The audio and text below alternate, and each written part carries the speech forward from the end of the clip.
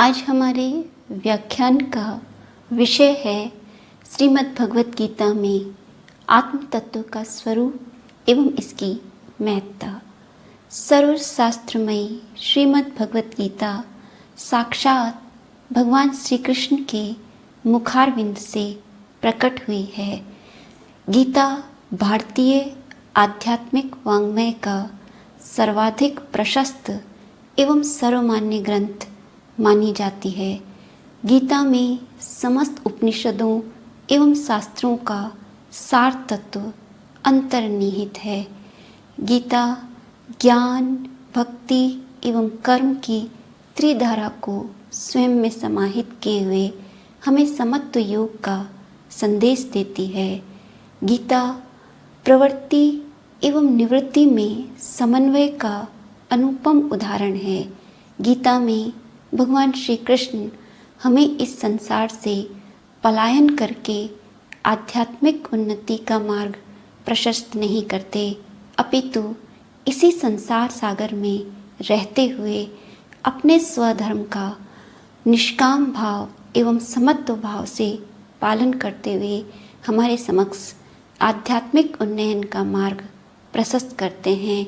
स्वामी विवेकानंद जी ने गीता को व्यवहारिक वेदांत का सर्वश्रेष्ठ ग्रंथ कहा है, क्योंकि वेदांत जैसे उच्चतम आध्यात्मिक मूल्यों का हमारे व्यवहारिक जीवन में किस प्रकार सफलतापूर्वक क्रियान्वयन किया जाए, इसका हमें स्पष्टतः उल्लेख भगवान श्री कृष्ण के इस संदेश में प्राप्त होता है। जैसा कि हम सबको विदित है कि युद्ध भूमि कुरुक्षेत्र में कौरव और पांडव दोनों ही हस्तिनापुर साम्राज्य की प्राप्ति के लिए युद्ध हेतु जब तत्पर होते हैं, तो इस युद्ध भूमि में भगवान श्री कृष्ण अर्जुन के सारथी हैं। वस्तुतः युद्ध भूमि में सदैव जो सामान्य चर्चा का विषय होता है वह युद्ध नीति एवं शस्त्र संचालन होता है। इस युद्ध भूमि में भी न तो भगवान श्री कृष्ण अर्जुन को उच्चतम वेदांतिक आध्यात्मिक ज्ञान का संदेश देने आए हैं और न ही अर्जुन वेदांत का अध्ययन करने आया है, किंतु जब अर्जुन अपने ही गुरुजनों एवं स्वजनों को अपने प्रतिपक्षी योद्धाओं के रूप में इस युद्ध भूमि में देखता है, तो अर्जुन अत्यंत विषादग्रस्त, संशयग्रस्त एवं मोहग्रस्त होकर अपने स्वधर्म युद्ध से पलायन करने का आग्रह करते हुए भगवान श्री कृष्ण के समक्ष एक जिज्ञासा व्यक्त करता है। अर्जुन भगवान श्री कृष्ण से कहता है, हे माधव, क्या राज्य प्राप्ति के लिए गुरुजनों की हत्या करना उचित है या अनुचित है? यद्यपि अर्जुन की यह जिज्ञासा कोई ब्रह्म विषयक जिज्ञासा नहीं है, किंतु अर्जुन की इस जिज्ञासा में मानवीय जीवन के कुछ गूढ़ प्रश्न अंतर्निहित हैं, जिनका समाधान भगवान श्री कृष्ण गीता के माध्यम से करते हैं।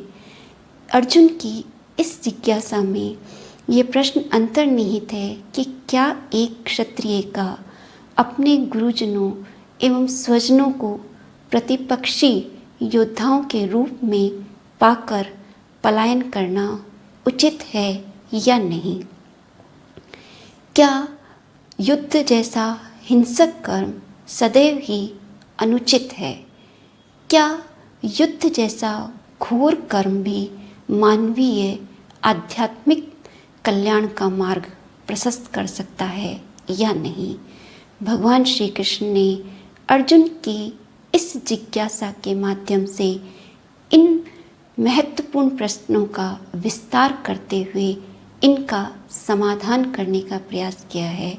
यदि अर्जुन के ये प्रश्न अनुत्तरित रह जाते तो समस्त मानव जाति के समक्ष अन्याय के विरुद्ध संघर्ष करने का मार्ग सदैव सदैव के लिए समाप्त हो जाता और कोई भी दुर्योधन किसी भी युधिष्ठिर या अर्जुन के अधिकारों का हनन कर अन्याय के साम्राज्य की स्थापना कर लेता, जो समस्त मानव जाति के लिए अकल्याणकारी होती। भगवान श्री कृष्ण ने अर्जुन की जिज्ञासा में निहित इन समस्त शंकाओं का समाधान करते हुए अर्जुन के समक्ष गीता का संदेश देते हुए अर्जुन से कहा कि हे अर्जुन, तुम इस युद्ध भूमि में जब दोनों सेनाएं एक दूसरे के समक्ष खड़ी हुई हैं, तो तुम्हें ये असमय, ये मोह किस कारण से उत्पन्न हो गया है। भगवान श्री कृष्ण अर्जुन से अपने हृदय की दुर्बलता को त्याग कर युद्ध का आह्वान करते हैं, किंतु अर्जुन भगवान श्री कृष्ण से ये आग्रह करता है कि अज्ञान जनित कायरता से मेरा स्वभाव आवृत हो गया है और इस परिस्थिति में मेरे लिए क्या धर्म है और क्या अधर्म है, मैं इसका निर्णय करने में हे माधव असमर्थ हूँ। इसलिए मेरे लिए जो कल्याणकारी है उसका आप उपदेश दीजिए। मैं आपका शिष्य हूँ, मुझे क्या करना चाहिए और क्या नहीं करना चाहिए, मुझे इसका स्पष्टतः ज्ञान नहीं है।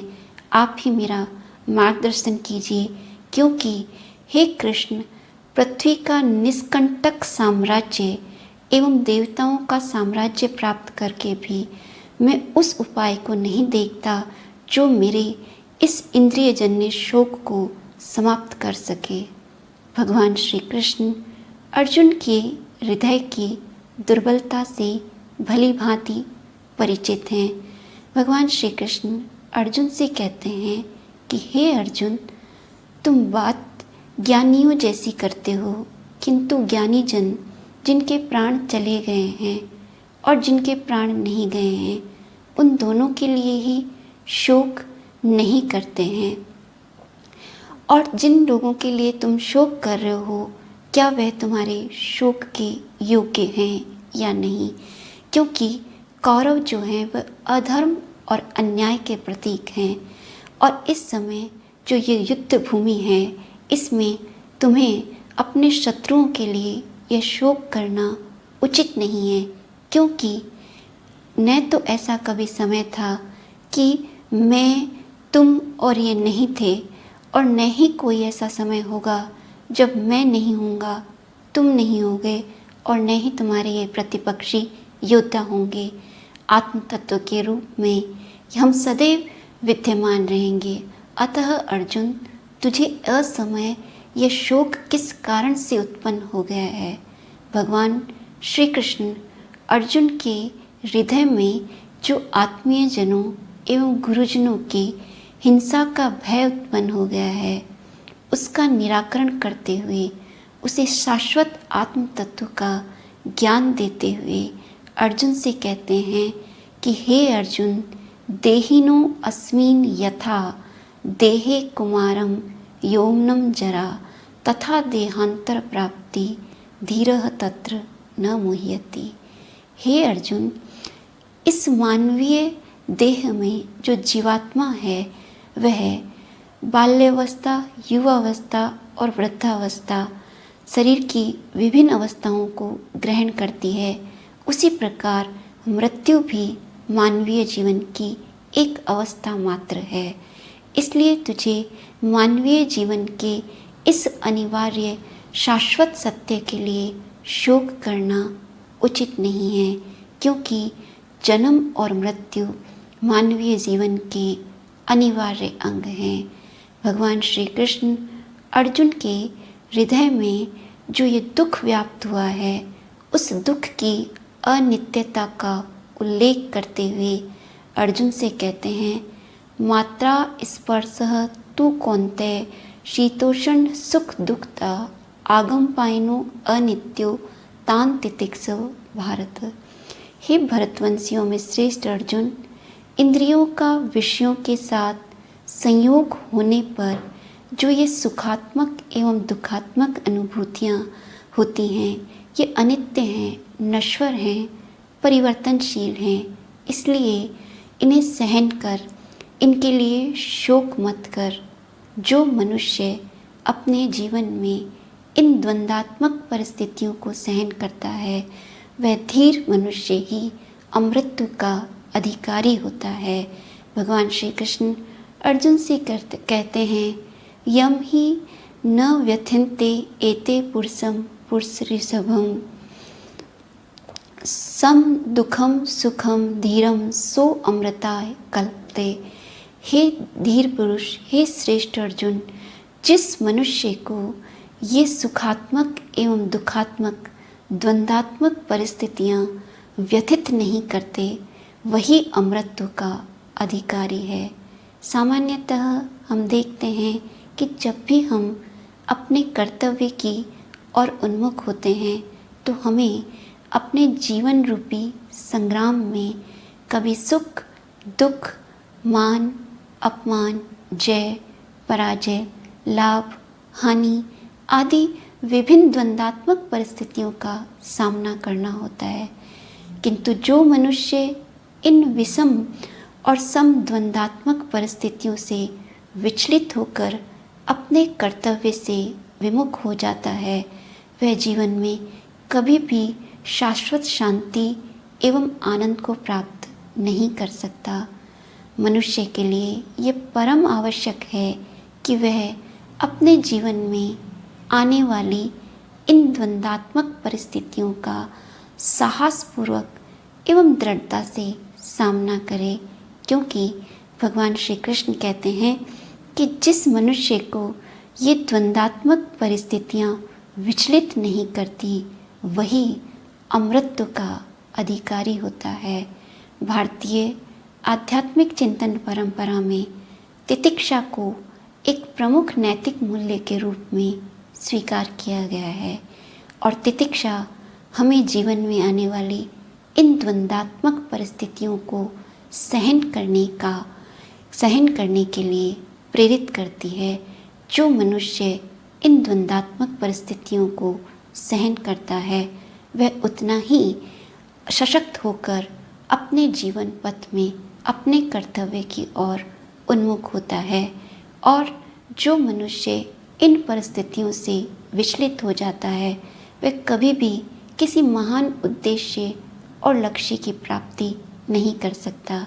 यही कारण है कि भगवान श्री कृष्ण अर्जुन के माध्यम से प्रत्येक मनुष्य को जीवन में इंद्रियों का विषयों से संयोग होने पर जो होने वाली ये सुखात्मक एवं दुखात्मक द्वंद्वात्मक परिस्थितियां हैं, उनको सहन करने का आह्वान करते हैं। भगवान श्री कृष्ण अर्जुन से कहते हैं कि नास्तो विद्यते भाव न अभावो विद्यते सतः उभयोर अपि दृष्टः अंतः तु अनयो तत्वदर्शी भी। हे अर्जुन, इस जगत में असत वस्तु का कभी अस्तित्व नहीं होता और सत वस्तु का कभी अभाव नहीं। सत और असत के स्वरूप की साक्षात अनुभूति तत्वज्ञानियों के द्वारा की गई है। भगवान श्री कृष्ण यहाँ ये स्पष्ट करते हैं कि मनुष्य के देह में जो ये आत्मा है, ये सत तत्व है और इस सत और शाश्वत तत्व का नाश करने में कोई भी समर्थ नहीं है। इसका कभी अभाव नहीं होता। ये भूत वर्तमान एवं भविष्य में सदैव इसकी सत्ता बनी रहती है। यदि वेदांत की भाषा में कहा जाए तो सत उसे कहते हैं जो त्रिकाल अबाधित हो, अर्थात जिसे तीनों काल बाधित नहीं करते, वह तत्व सत्य है। और इस दृष्टिकोण से एकमात्र हमारी आत्मा जो अजर है, अमर है, अविनाशी है, वह सत्य है और इस सत्य तत्व का कभी अभाव नहीं होता। जबकि आत्मा के अतिरिक्त इस जगत के समस्त पदार्थ अनित्य, नश्वर हैं और परिवर्तनशील हैं।